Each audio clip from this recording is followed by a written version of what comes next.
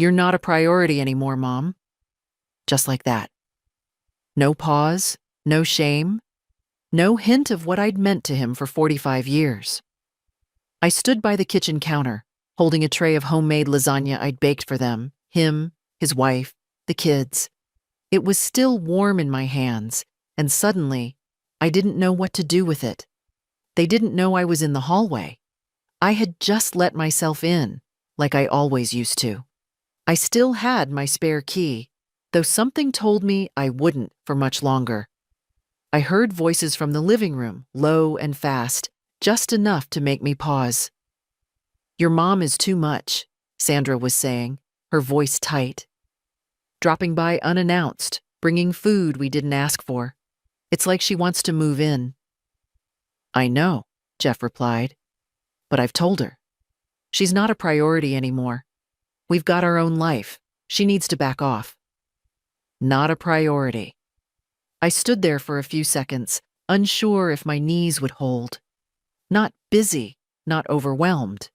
Just not a priority.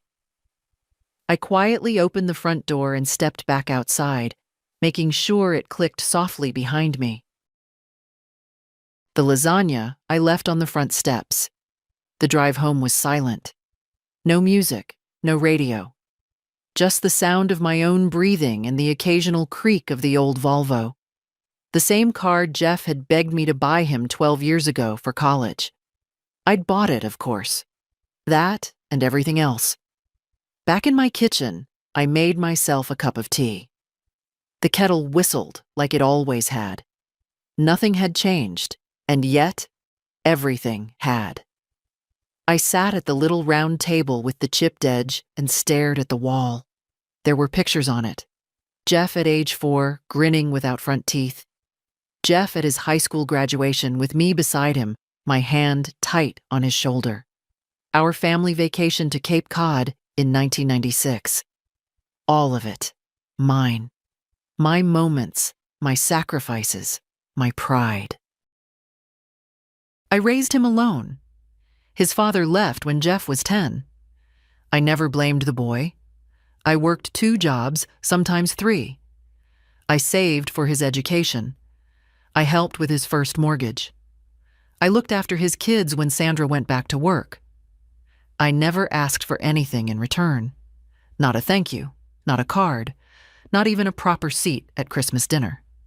But I never expected that I'd become invisible. I didn't cry that night. Not yet. Instead, I opened the drawer where I kept my financial files. I hadn't looked in there for months, maybe years.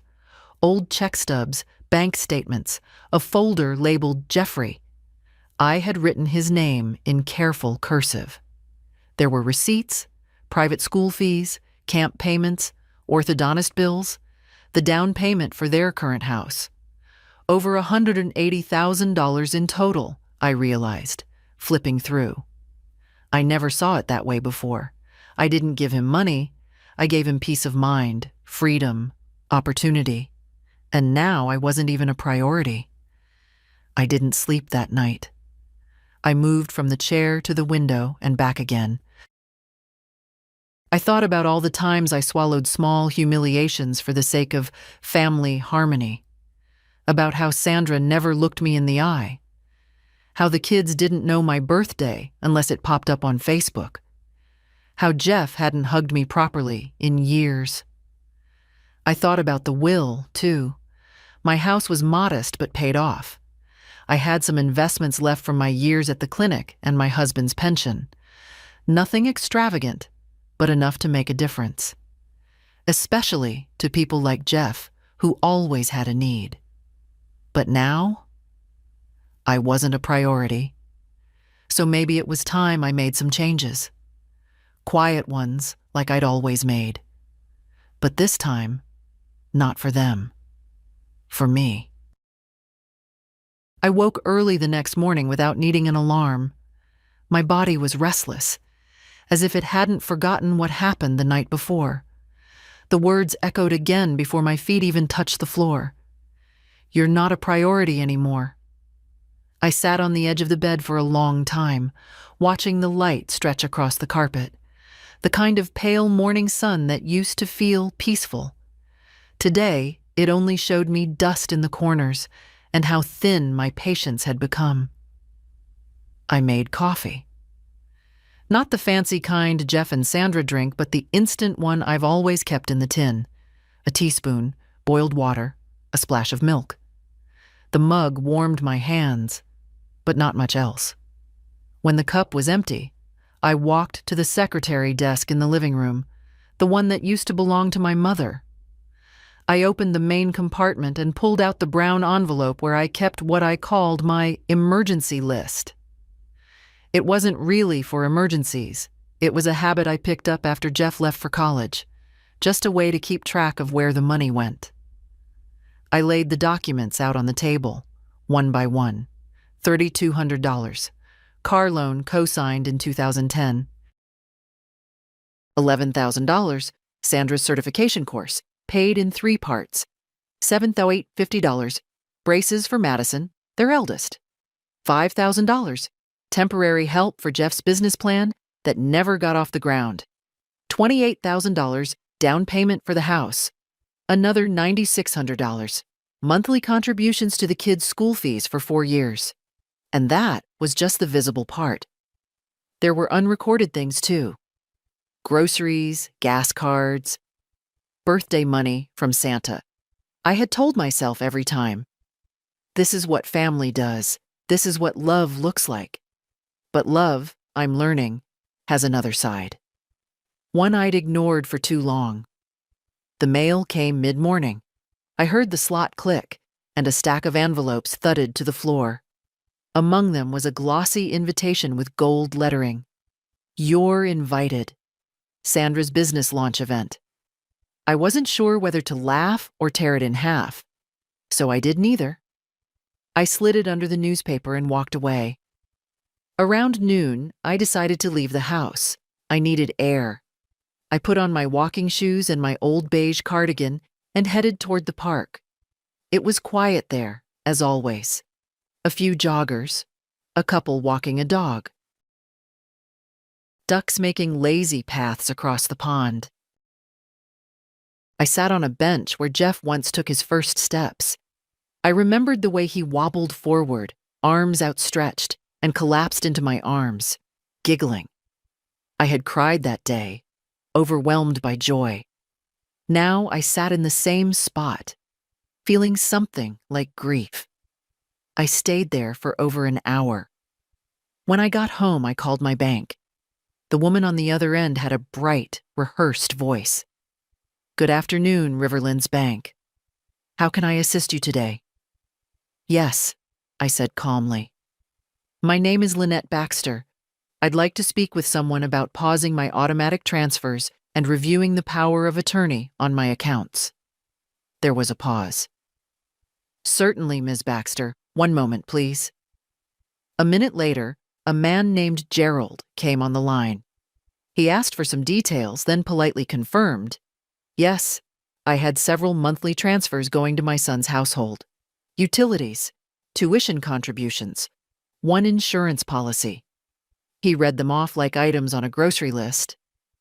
I'd like them all suspended, I said. Immediately. Suspended, he repeated. All of them? Yes, every single one. He hesitated. Do you need time to reconsider? We can schedule. No, I interrupted gently. I've considered it for years. I'm only acting on it now. Understood, he said. We'll initiate the pause today, pending your signature at the branch. Thank you, Gerald. He was quiet for a moment, then added, Ms. Baxter, is everything okay? I smiled a little. Yes, I think for the first time in a long while, it is. When I hung up, the house felt different. Not empty, not yet peaceful. But something had shifted. I made myself lunch, a simple sandwich and an apple, and ate it at the table where I had once hosted Christmas dinners for 12. I remembered the laughter, the paper crowns, Jeff carving the turkey, like he was the man of the house. I let the memories rise, and then I let them go. That evening, I took out the file labeled Will and Estate. I placed it on the desk, opened it, and picked up a pen. Tomorrow, I'd call my lawyer. The lawyer's office hadn't changed in years. Same wood-paneled walls, same framed certificates, same ticking clock above the door that made every silence feel longer. Gerald Monroe had handled my affairs since before Jeff got married. He was a steady man, the kind who didn't smile unless he meant it, and didn't ask more questions than needed. "I'd like to update my will," I said, placing the folder on his desk. He opened it slowly, nodding. "Anything specific you'd like to change?" "Yes. I want to remove my son as primary beneficiary, and I want to create a trust for my granddaughter, Lucy." He paused mid-note, then looked up. "Is this recent?" I smiled faintly. "It's been coming for a long time. I just hadn't found the courage to face it." Gerald didn't ask more. Instead, he laid out the options, speaking in his measured voice. We discussed revocable versus irrevocable trusts, lifetime clauses, contingency details. It felt clinical, but I was grateful for that. There was something about being treated like a client instead of a pitiful old woman that made the air easier to breathe. As we worked through the paperwork, my mind drifted to Lucy. 18 last spring. Always kind, always thoughtful. She was the only one who ever visited without being asked. She brought books, sat on the couch with her knees curled under her like a cat, and listened when I spoke. Really listened. I'd once given her a silver locket that belonged to my mother. She hadn't taken it off since. By the end of the meeting, Gerald gathered the documents into a neat stack. "We'll have everything finalized within the week," he said, "and I'll update the power of attorney as well." "Yes," I nodded. "Remove Jeffrey." He hesitated again. "You sure?" "I'm sure." When I left the office, the sun had dipped lower in the sky, casting long shadows across the sidewalk. I walked slowly to the corner, stopped at the bakery, and bought myself a small peach tart. It felt almost silly, but I hadn't bought anything just for me in years. At home, I made tea and sat on the porch. The tart was sweet and flaky, and I ate it slowly, watching the street as children biked by in pairs. For a moment, I felt like a woman again, not just a mother or a grandmother or a source of money and help. Just Lynette, a person with a name and a voice. The phone rang around 6. I recognized the number before I picked up. Jeff. "Hi, Mom," he said.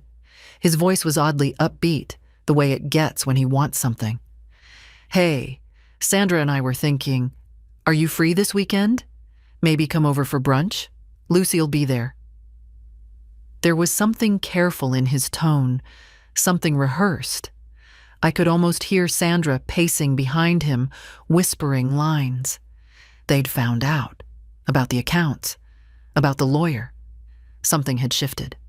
"I'll let you know," I said. He paused, surprised. "Is everything okay?" "I think so," I replied. "Why?" "No reason, just, you sound different." "I feel different." Another pause. "Well, let me know." We hung up. I stared at the phone a moment longer, then placed it back in its cradle.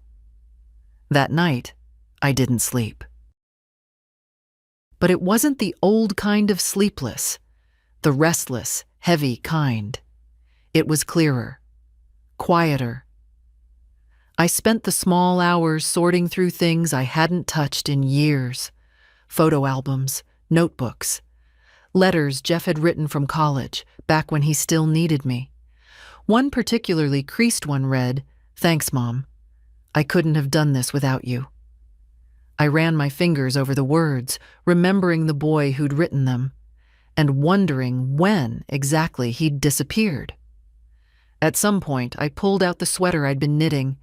I hadn't touched it in months. Pale blue for Lucy.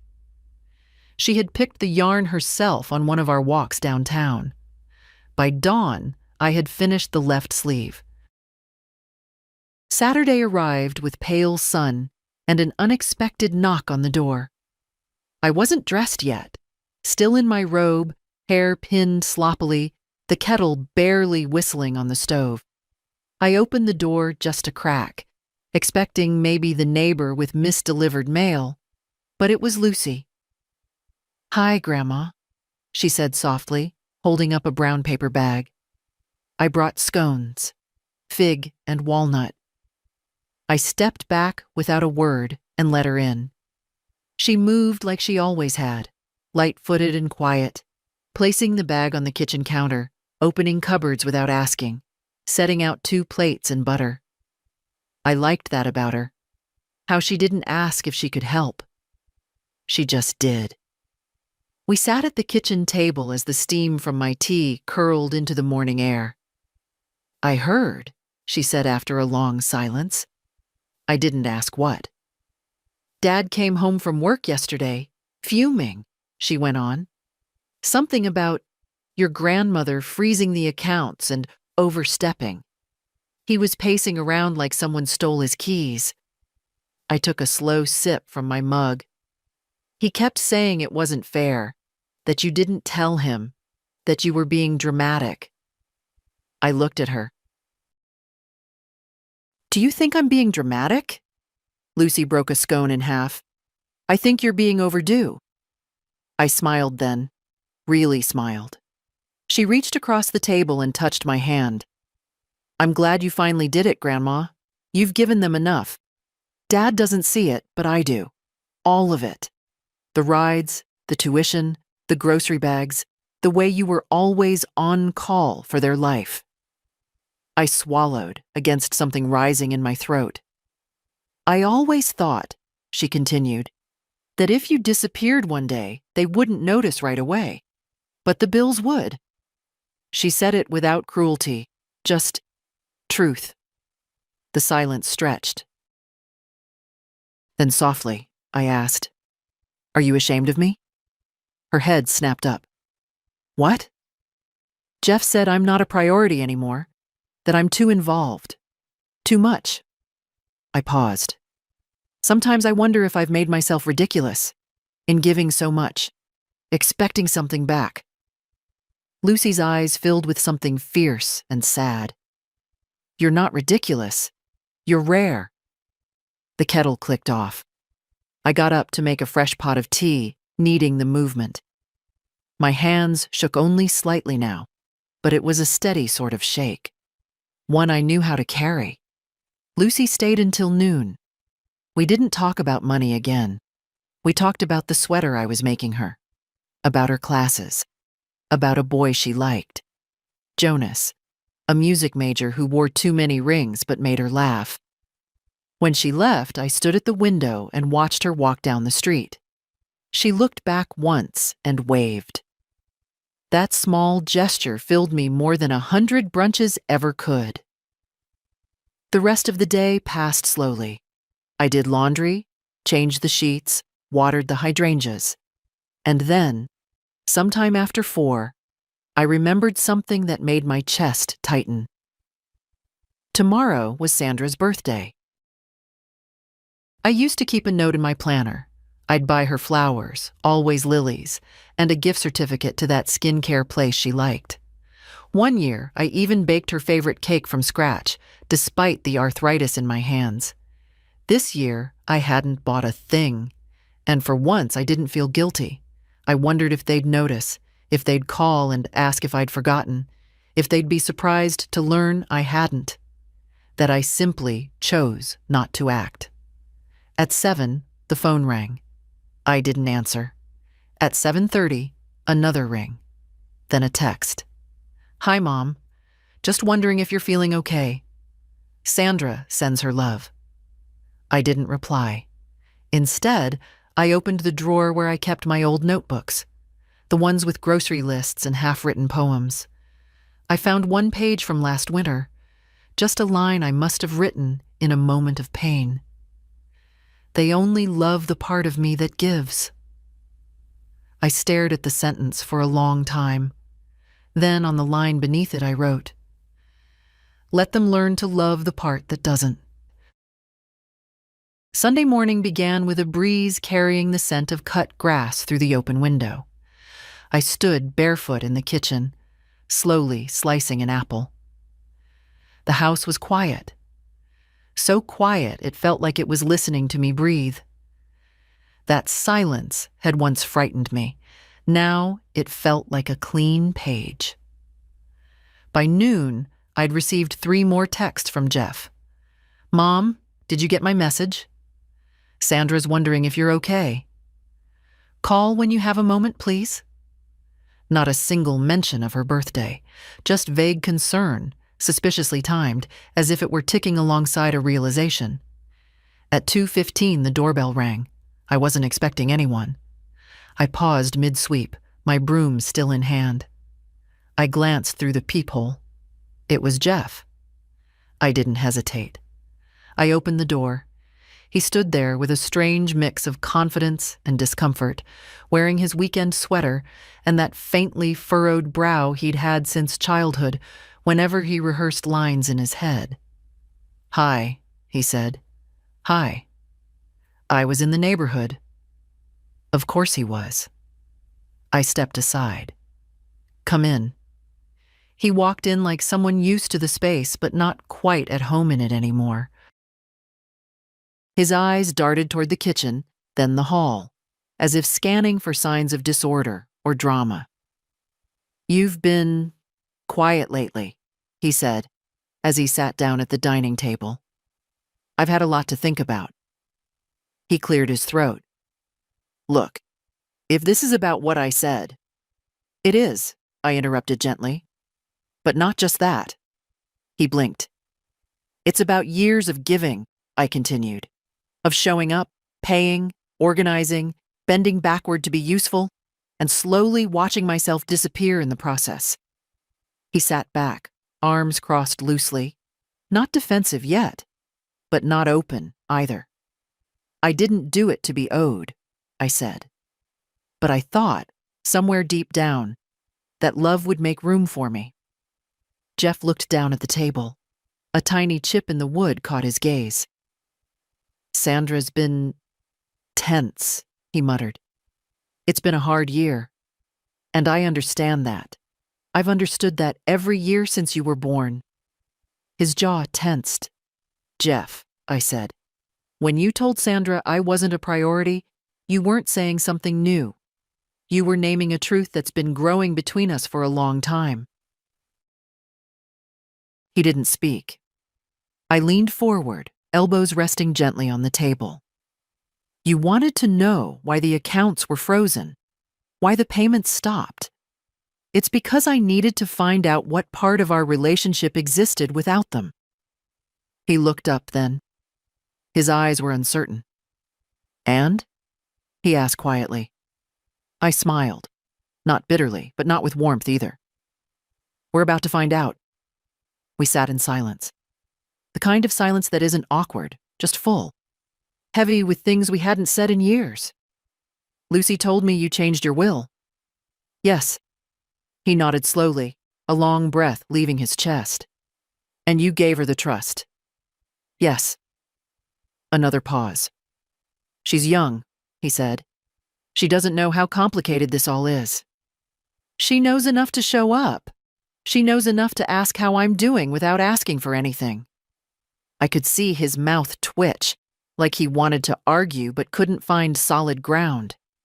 He stood suddenly, pushing back the chair. "Okay," he said. I wanted to say I didn't mean it the way it sounded. "Jeff," I said gently, "you did." He looked at me, then, not as a child looks at a parent, but as a man looks at a person he doesn't quite understand. "I'll call you," he said. "You always say that." He hesitated at the door. Can I still come by? Of course, as my son, not as my dependent. He nodded once. Left. When the door closed behind him, I let myself sit still for a long time. My tea had gone cold on the counter. I didn't reheat it. The visit hadn't hurt as much as I feared, but it hadn't healed anything either. It simply clarified. Later that evening, I took out a clean page in my notebook and wrote, "There are wounds that don't bleed, they just reshape you." On Monday, I stayed home. Not because I was tired, though I was. Not because I had chores, though I did. I stayed home because I wanted to know what quiet felt like when it wasn't forced. It rained that morning, a steady, cleansing kind of rain. The kind that makes you want to light a candle for no reason. I did just that. Cinnamon-scented, from a drawer I rarely opened. I brewed tea, not from habit, but from choice, and sat by the window with my knitting in my lap. The sweater for Lucy was nearly done, just the hem and buttons left. By noon, I checked the mailbox. It was habit, mostly. Bills, junk mail, a flyer about roof repair, then a pale blue envelope without a return address. Inside, a folded card, plain on the outside. Inside, Sandra's handwriting. Lynette. I'd appreciate a conversation when you're ready, about recent decisions. I believe misunderstandings have caused some damage. I hope we can repair things. Sandra. I read it twice, then slid it back into the envelope and placed it under the stack of coupons I'd never use. There was no, "I'm sorry," no, "we've hurt you," just misunderstandings, as if I'd misplaced a receipt, not been sidelined in my own life. By mid-afternoon, the phone rang. Not Jeff, not Sandra, Lucy. "Hi, Grandma," she said. Her voice was softer than usual, cautious. "Dad came home really quiet yesterday. Did he tell you he visited?" "Yes. He looked like he'd been through something." I smiled faintly. "He has." She was quiet for a moment. "He said you were different." "I am." "Different how?" I stopped believing that loving someone means losing yourself. Lucy was quiet again, then slowly. "I'm glad you didn't lose yourself for me." I let that sit between us for a long breath. After we hung up, I returned to the living room. It was getting darker, the clouds thick and silver.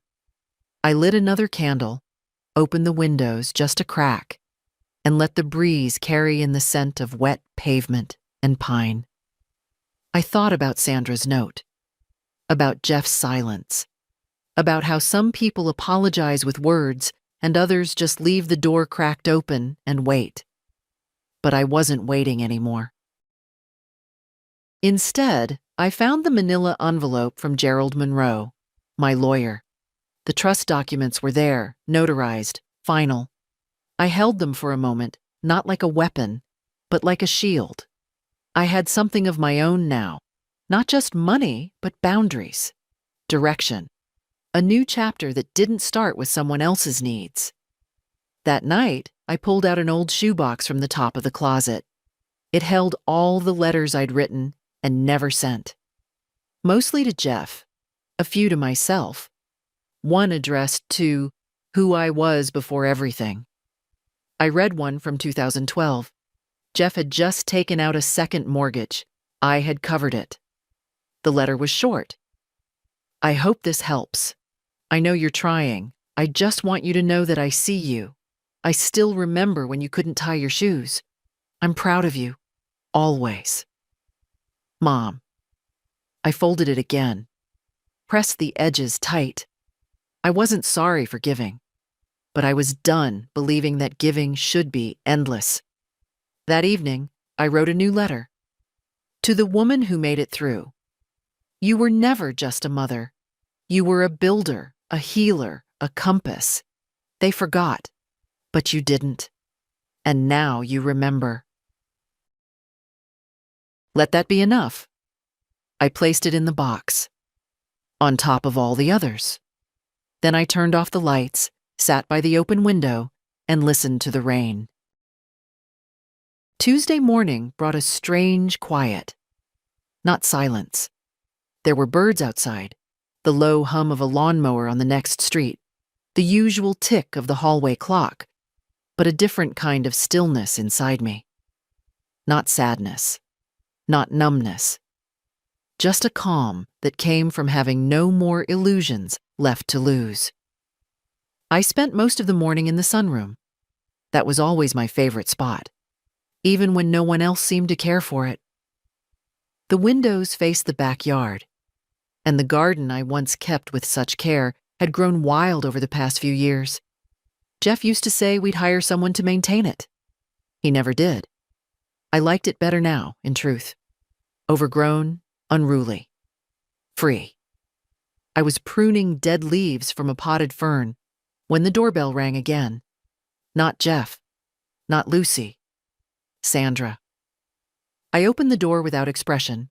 She stood there in a navy blazer and shoes that looked expensive and uncomfortable. She held a white paper bag in one hand. "I brought scones," she said, "from that bakery you used to like." I stepped aside. She walked in slowly, carefully, like someone entering a museum. Her eyes scanned the house, not judgmental, but observant. It had probably been 3 years since her last visit.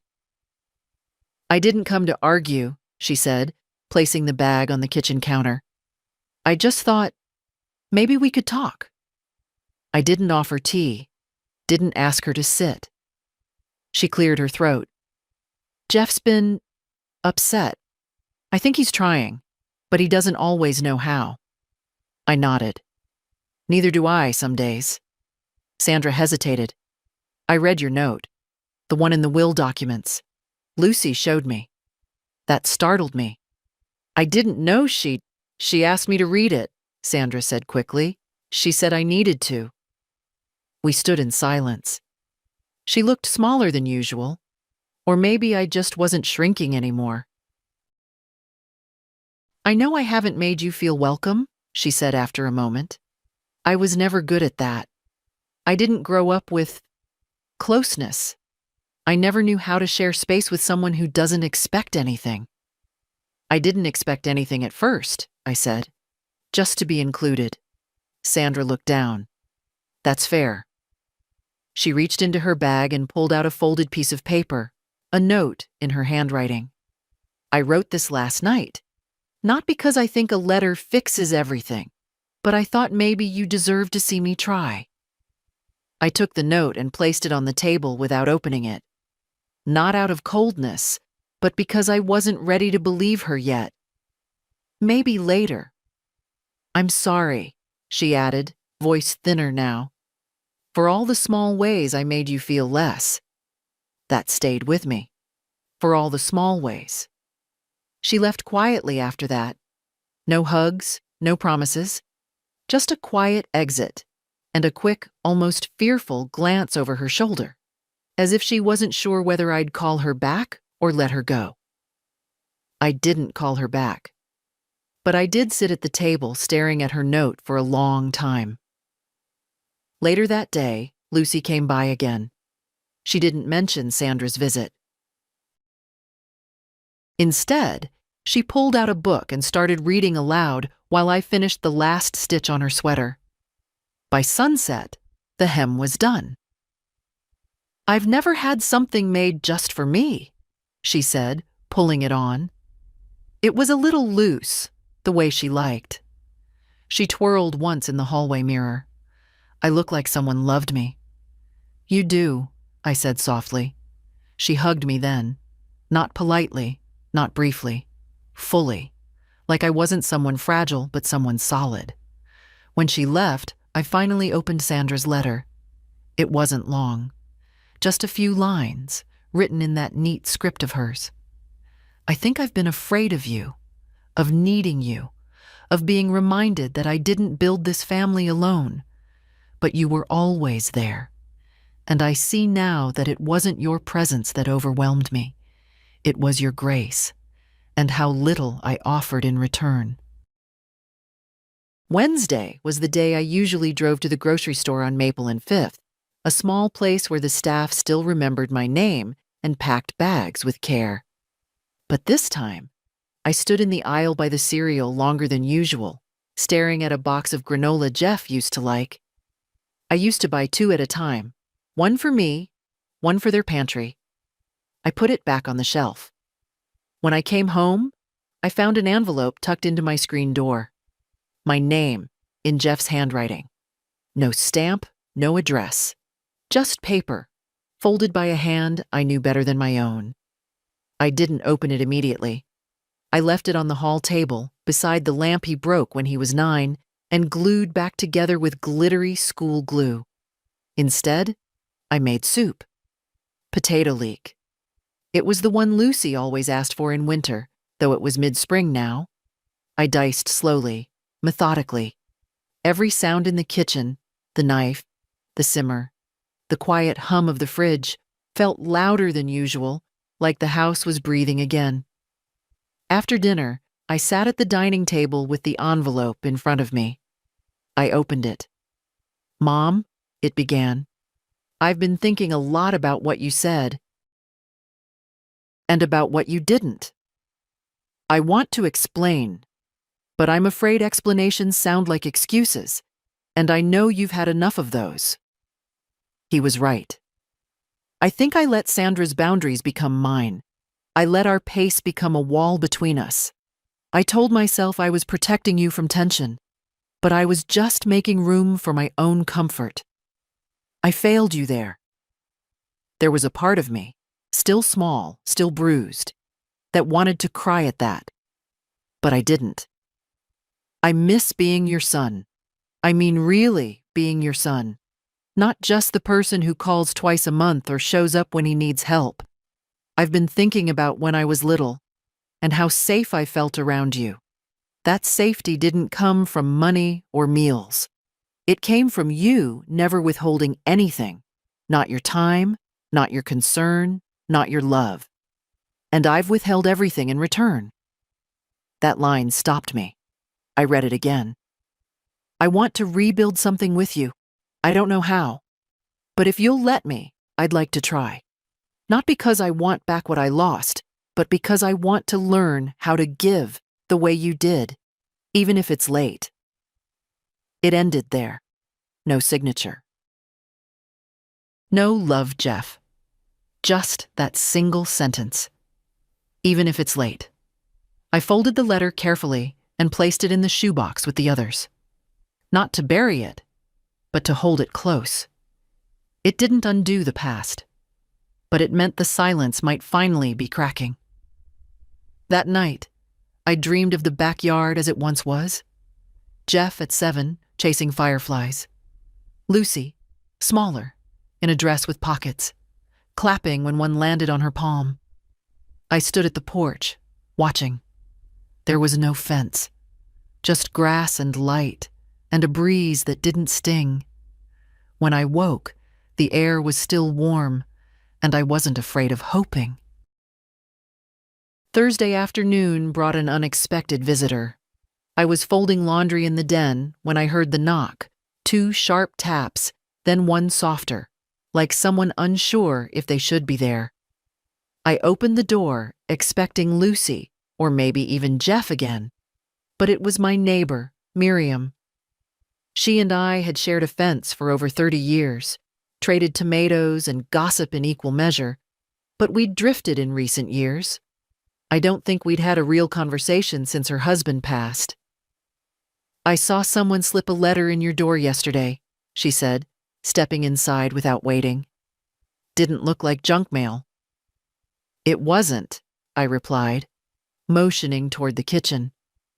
She sat at the table like she'd never stopped doing it, resting her elbows on the worn wood. Her eyes were still sharp, though her hair had gone whiter than mine. "So?" she asked. I poured her tea. "So what? Did he apologize?" I raised an eyebrow. "You knew?" Miriam snorted. "Lynette, we've both lived too long not to notice the ways our children stop looking at us. They stop needing us, yes, but worse, they stop respecting us. That's harder to bear. I sat across from her, suddenly 12 years old again, being lectured by someone who knew better. I never told you, she continued, but my son once asked me to sell my house and move into an age-appropriate facility. Said it would be easier for everyone. You know what I said? I shook my head. I wiped your behind for 3 years. You can let me die in my own house. She smiled, unbothered. He didn't bring it up again. I laughed, the first full laugh in days. It felt strange on my face. She leaned forward, her voice softer now. You did the right thing. Whatever it was. You did it. I saw it in your eyes. You're not shrinking anymore. I felt something settle inside me then. A confirmation.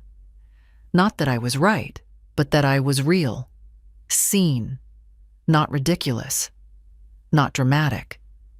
Just a woman who finally stepped into her own life again. After Miriam left, I pulled on a cardigan and went out back. The garden was overgrown, yes, but parts of it still bloomed.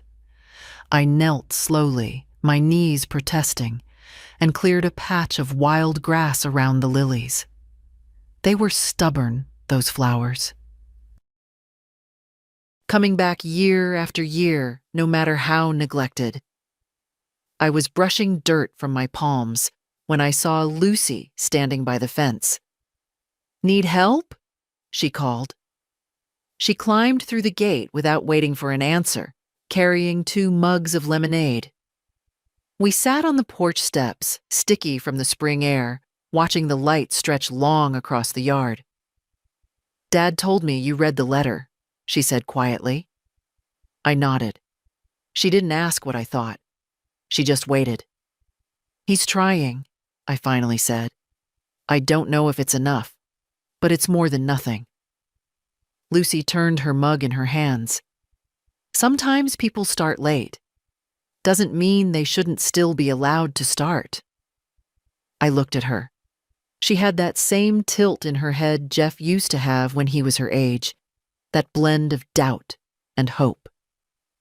Did I give too much? I asked, more to the sky than to her. Lucy didn't answer right away.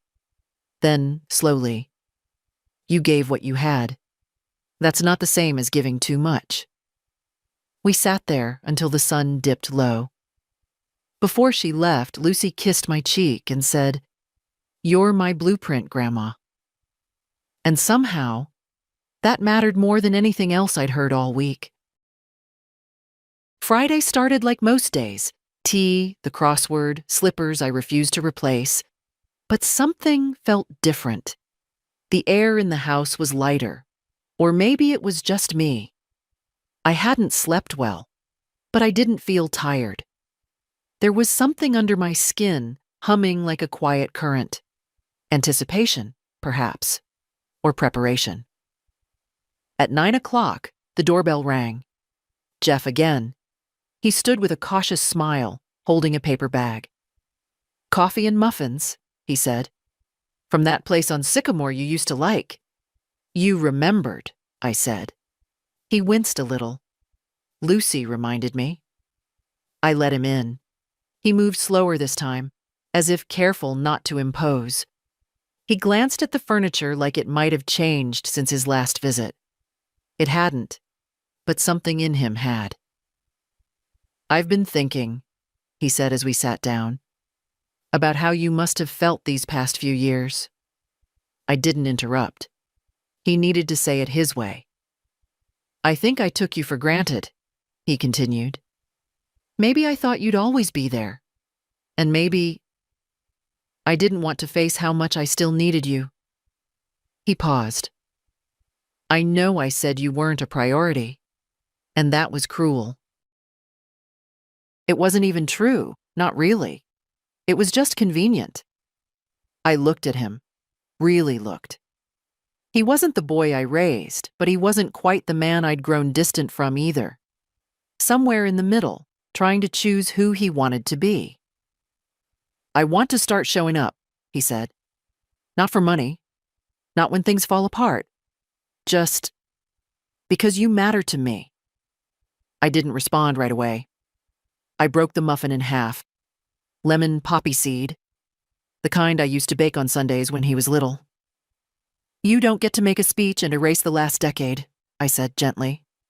I know. But you can show up again. Quietly.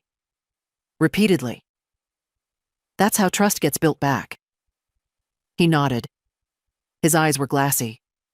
I poured him tea. It was the first time I'd done that in years without feeling obligated. We spent the rest of the morning talking about nothing and everything.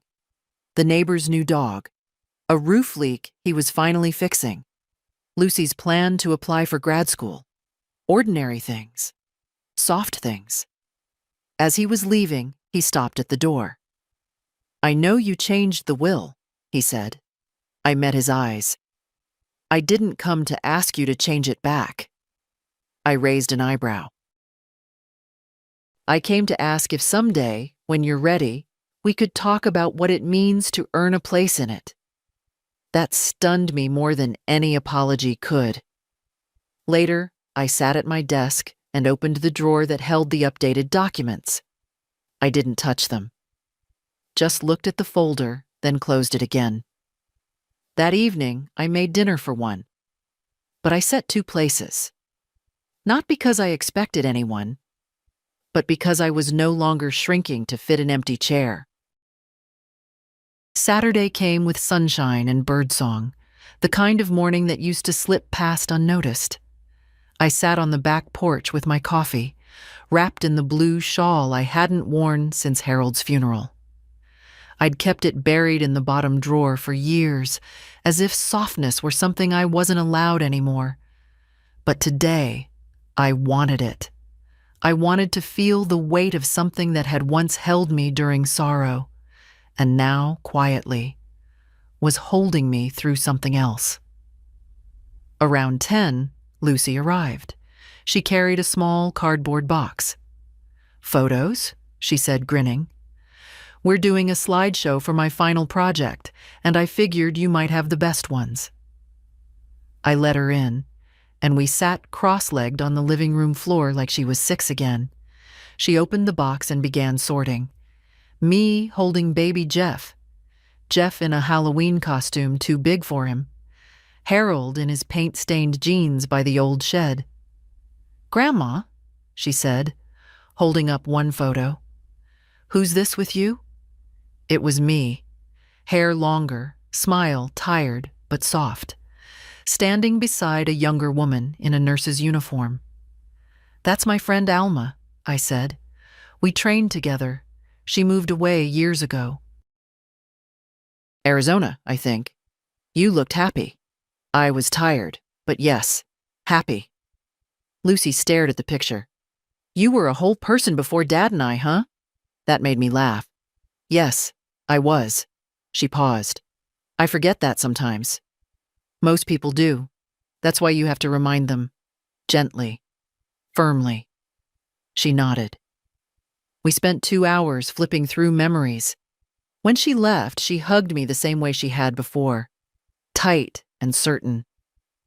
Later that day, I went to the closet and pulled out the box labeled Old Correspondence. I hadn't opened it in years. Inside were letters from Harold, postcards from Alma, thank you notes from patients I'd helped as a nurse. I read one from a woman named Patricia, dated 1989. "You sat with my mother when no one else would. You gave her peace. I'll never forget it." I pressed the card to my chest. I had forgotten that version of me, the one who wasn't a mother or a bank, just a steady hand in someone else's storm. That night, after dinner, I received a text from Jeff. "Would you be okay if I came by tomorrow morning to help in the garden?" I stared at the screen. Not, "Can you help me?" Not, "I need something." Just, "Can I help you?" It was simple, small, but it mattered. I replied, "Bring gloves. The lilies are stubborn this year." I turned off the lights early and sat by the window. Outside, a soft wind stirred the branches, and somewhere, an owl called once, then fell silent. I thought about what it meant to be needed, and what it meant to be chosen instead. Sunday morning arrived crisp and bright, the kind of light that makes even dust look gentle. I was already outside when Jeff pulled up, knees in the dirt, wide-brimmed hat shading my face, garden gloves caked from the early digging. He stepped out of the car with a pair of his own gloves, and for once, he didn't look like a man about to do something uncomfortable. He looked like a son. "I brought mulch," he said, lifting 2 bags from the trunk. "Figured it was overdue." I didn't comment on the gesture. I just nodded and pointed to the patch near the fence. We worked side by side for nearly an hour. No music, no small talk, just the occasional instruction, "That one's not a weed," or "Be careful by the roots." I was surprised by how quickly we fell into rhythm. His hands, though less practiced, moved with effort. He didn't ask to be praised. He didn't check his phone. When we paused for water, I handed him a glass and sat down on the porch step. "Remember when you planted a row of carrots and forgot to label them?" I asked. He smiled. "I thought they were weeds and yanked them out." "You cried for an hour." He laughed, wiping sweat from his brow. "You let me believe for weeks that they just hadn't sprouted yet. I didn't want you to feel like you'd failed." He sat beside me then, a little closer than before. "You always covered for me," he said quietly. "Even when you shouldn't have." I didn't respond. Not with words. After a long moment, he said, "I don't want that anymore. I want to see things as they are, even when it's uncomfortable." That mattered more than any apology. Later, while he pulled weeds, I trimmed back the climbing ivy. The sun had risen higher and the air was warmer now, but not heavy. I moved slower than I used to, but I didn't feel old. I felt steady. When we finished, he stood and looked at the yard. "It's coming back," he said. "It was always here," I replied. "Just needed space to breathe." He nodded, then asked, "Can we do this again next week?" I looked at him. "Do you want to?" "Yes," he said. "I do." That afternoon, after he left, I showered and changed into a dress I hadn't worn in years. Pale green, soft cotton. I let my hair dry in the sun and sat by the open window with a fresh notebook. On the first page, I wrote, "Today, my son worked beside me, not because he had to, not because I asked, because he wanted to. There is a difference between being needed and being valued. I am learning it late, but I am learning it." I closed the notebook and placed it in the desk drawer, beside the trust papers and the letter from Sandra. That evening, Lucy called. "I saw Dad's shoes in the garage." "Muddy," she said, teasing. "He helped in the garden," I told her. She was quiet for a beat. "Good. I think he needed that." So did I. We talked for a while, nothing deep, nothing dramatic, just enough. Before we hung up, she said, "Grandma?" "Yes?" "I think you're becoming someone new." "No," I said. "I think I'm becoming someone I used to be, before I forgot myself." Outside, the light faded. The lilies by the fence caught the last of it, bent but blooming. Monday came with quiet purpose. I spent the morning in the attic, something I hadn't done in years. The ladder creaked under me. Dust floated thick in the sunbeams, and boxes lined the walls like old friends I'd once known and stopped calling. I wasn't sure what I was looking for. Maybe nothing. Maybe just proof that my life had roots. I found a box labeled Jeff School. Inside, spelling bee certificates, A pinewood derby car, drawings of lopsided houses labeled home. I sat cross-legged on the floor, holding one crayon portrait. 3 figures, hand in hand. One was clearly me, short hair, triangle dress. One was Jeff. The third was Harold. Jeff had drawn him in, even though by then, Harold was already gone. Children draw what they wish for. Under the papers, I found a birthday card I didn't remember receiving. It was signed. "Thanks for everything, Mom." I know I don't say it enough. No year, no envelope. Just that. I held it carefully. It wasn't everything, but it was something. Downstairs, the phone rang. I let the machine catch it. Miriam's voice filled the room. "Lynette, I'm heading to the community center later. There's a legal aid talk. You mentioned reviewing your documents. Let me know if you want to come." I didn't need advice, but I appreciated the offer. People were beginning to see me again, not as fragile, not as a shadow in her own house, as a person. That afternoon, I opened the trust folder.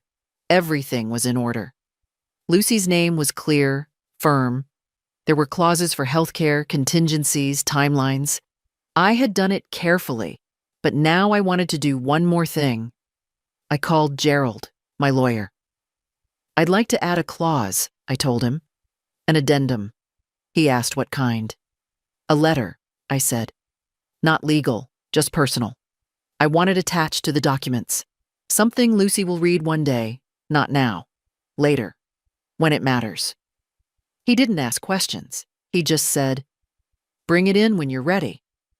So I wrote, "To Lucy, you have my name, my voice, my quiet. You have my strength, though you may not always feel it. I want you to know that none of this home, this choice, this legacy, is meant to burden you. It's meant to remind you that you were always the one who saw me whole. When others took pieces, you stayed soft." And from that softness, I found something stronger than I knew I had. Keep choosing love that costs nothing and set boundaries where love expects payment. And never, ever forget that you were my turning point. Not because I gave to you, but because you gave back. I signed it with my full name. Not Grandma, not Mom, just me. That night, I sat by the window again. No candle this time. No pen. Just the sound of wind in the trees and a feeling I hadn't had in years, like I was ready. Not to let go, but to move forward. Outside, the garden was growing wild and green, just the way I liked it. A little tangled. A little stubborn. But alive. Tuesday came with soft skies and a breeze that smelled like lilac and something older, like a memory you didn't know you still had. I woke early, not from restlessness, but from something quieter. Readiness. There was nothing I needed to do, and yet I dressed with care. A long skirt, a pale blouse, small earrings I hadn't worn since Lucy's middle school graduation. I was sipping coffee by the window when the doorbell rang. Not a visitor this time, a delivery. A small box with my name and no note. I brought it inside, set it on the table, opened it slowly. Inside was a photo framed. Jeff, maybe 10 years old, sitting on my lap, both of us mid-laugh. A real laugh, not posed. I didn't remember the photo being taken, but I remembered the moment. The way he leaned into me, like he still believed I could fix everything. There was something else beneath the frame, a folded piece of paper. I unfolded it. Found this in a drawer I hadn't touched in years. I wanted you to have it. Not because it makes up for anything, just because it's real. And I think we both need real. No signature, just that. I sat for a long time with that photo in my lap. My fingers curled around the frame like it might shatter. I didn't cry, but my breath caught once, and I let it. Later that day, I decided to make dinner. Not because someone was coming, not to prove anything, just for the joy of it. I roasted chicken, made biscuits from scratch, even pulled the preserves from the back shelf that I'd been saving for years. The house smelled like something warm was healing. At 5, the phone rang. "Hey," Jeff said. "Lucy and I were wondering, would it be all right if we stopped by? Just for a bit. We won't stay long." I looked at the 2 place settings on the table, then at the pot on the stove. "You'll stay for dinner," I said. "I've made too much."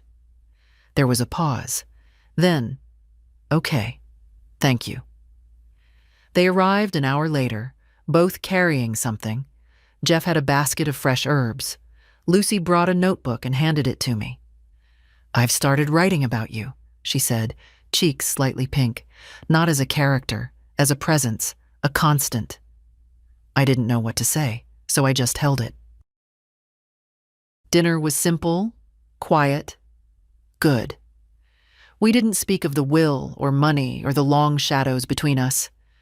We talked about food and books and the garden. Jeff asked how I got the biscuits so light. I told him it was just cold butter and not overthinking.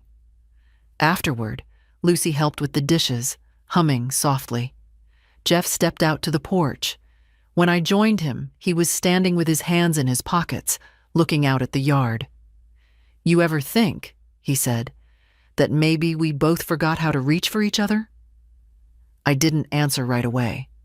Then, we didn't forget. We just got tired of reaching without being met.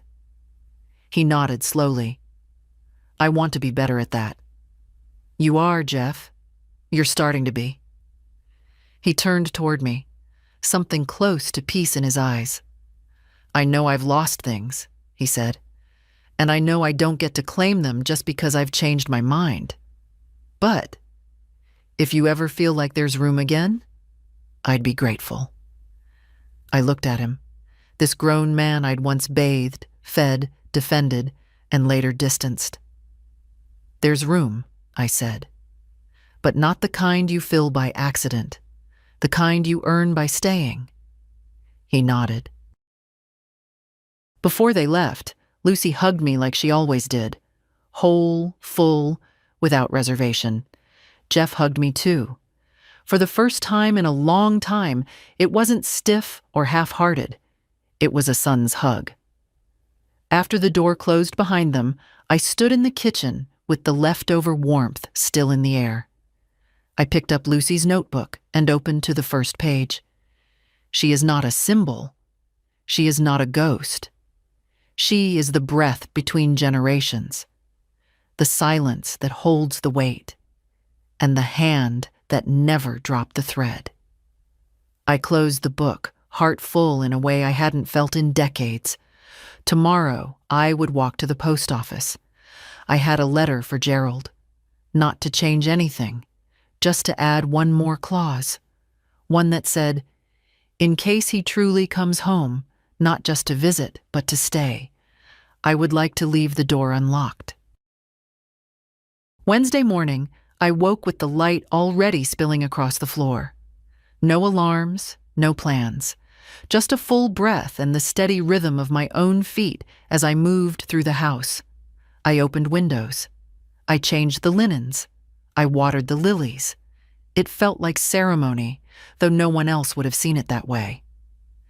By mid-morning, I walked to the post office with the letter for Gerald. A final adjustment to the documents, not to change the will, but to expand it, to acknowledge something living. Not forgiveness, not reversal, just possibility. The clerk behind the counter was young, cheerful, asked if I needed tracking. I told him no. Not everything needs to be watched. Some things you just send and trust they'll arrive. On the way home, I stopped at the corner cafe. I hadn't sat there in years. The waitress didn't recognize me, but she smiled kindly when I ordered. I took my tea outside, sat beneath the faded green awning, and watched the world pass. At the next table, two women about my age were talking quietly. One of them mentioned her daughter, the other her bad knee. I listened, not because I meant to eavesdrop, but because the sound of older women taking up space without apology felt like something holy. When I got home, I changed into gardening clothes and went out back. The yard was blooming now, not neatly, not perfectly, but fully. The hydrangeas had burst open. The lilies swayed in the breeze like they'd been waiting for someone to notice. I knelt beside them and dug my hands into the earth. I thought of the years I'd given and the ways I'd been erased. I thought of the silence I had swallowed, the dinners I had cooked for people who didn't say thank you, the moments I waited by a phone that never rang. And then I thought of Lucy, of her laughter, her notebook, her quiet presence. I thought of Jeff, not as the boy I raised, but as the man he was trying to become. And I thought of me, not as a background character, not as an obligation, but as a woman who had reclaimed herself in the second act. The sun was warm on my back. I didn't feel old. I felt rooted. That afternoon, I baked a cake, just a simple vanilla one. I frosted it with what I had, nothing fancy. I wrote one word on top, not with icing, but with a single line of blueberries. Still. Because I was. Still here. Still becoming. Still enough. That evening, I set the table for one. Not out of loneliness. Out of celebration. I lit a candle. I served a slice. And I wrote one last thing in my notebook. There comes a time when you stop asking to be seen and start seeing yourself. I am no one's second thought. I am not background music in someone else's story. I am the voice that kept singing when the room went quiet. To anyone reading this, if they forget you, remember yourself. If they love you only when you're useful, step back. If you've poured into others until you're empty, sit, rest, refill. You are not too late. You are not too much. You are not done. You're still. And if this story held something true for you, share it. Send it to the woman who needs to remember who she is. Leave a comment. Tag a friend. Let someone else feel seen. Because maybe they've been quiet for too long. And maybe today is the day they begin again.